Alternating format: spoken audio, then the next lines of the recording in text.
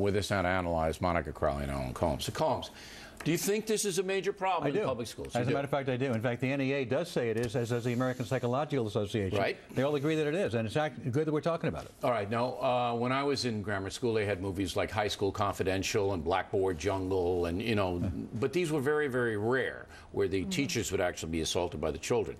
Now, 10% of the nation's public school teachers say they've been either assaulted or threatened by their students. Why the change? Yeah, and what we're seeing there, that is not a learning environment, Bill. No, or when you were chaos. teaching, that is outrageous, total chaos. I think there are a couple of things going on here. Number one, I think breakdown of the family.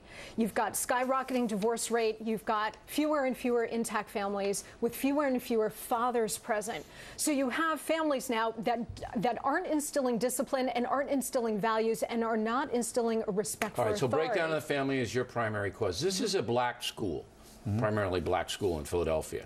All right, is there a racial situation? Not necessarily. It could be because of poverty. It could have to do with something. But there are no white schools that we know of in the country where this kind of a problem exists to that extent. I'm just saying, before I'm going to jump and say it's a racial issue, I think we have to look at the research. Sadly, there's not been a lot of research on why this is happening. Both the American Psychological Association and the National Education Association say we don't really have enough data to show exactly why this is happening. They surmise it has to do with stress, economic stress, divorce, a parent who may be in the military, and all kinds of things. But to say it's racist, it is largely an African American and Hispanic American problem. That's where the violence are in those precincts. And let's expand the discussion. In New York City, 80% of all the shootings in the nation's largest town are blacks. If you add Hispanic shooters, 98% of all the shootings in New York City are minority. Less than 1% are white. So you're seeing not only violence in the schools, but then it translates out into the streets, almost exclusively from the minority precincts. Yeah. And you say? This is a politically inconvenient fact. Oh, this is a hot button, boy. The overwhelming number of violent crimes are considered by minorities, blacks and Hispanics. And they're not just the criminals, they're also the victims. That's right. That's an important point. And that is a very, so it's gang activity and it's minority on minority violence. So in New York, we have this thing, stop and frisk, where the police take the guns and they pat down people. And the ACLU doesn't like it, and now there's a judge that's probably going to throw it out.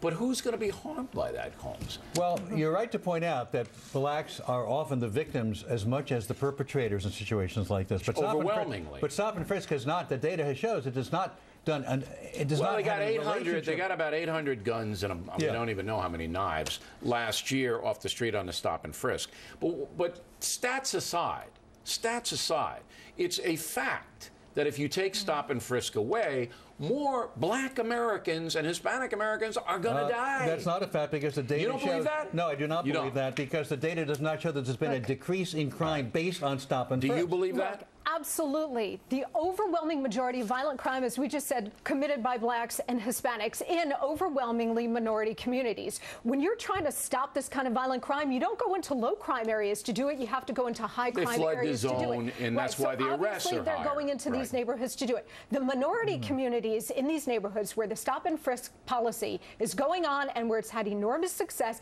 in getting weapons off the streets, out of the hands of gangs and criminals, has been enormously successful. When you talk to minority parents, they will tell you they want this to continue to go on. No, most of them, There's not a the lot of them that don't want it because they're do. inconvenienced.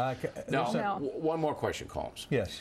The statistics in schools and in violent crime against African Americans are damning. They're damning.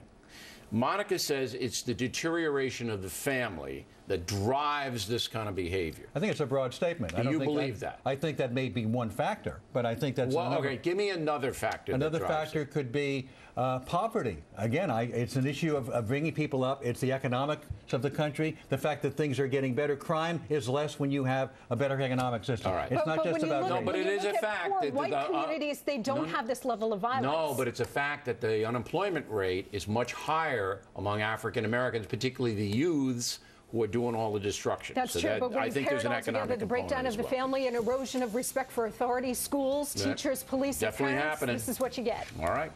Thank you both.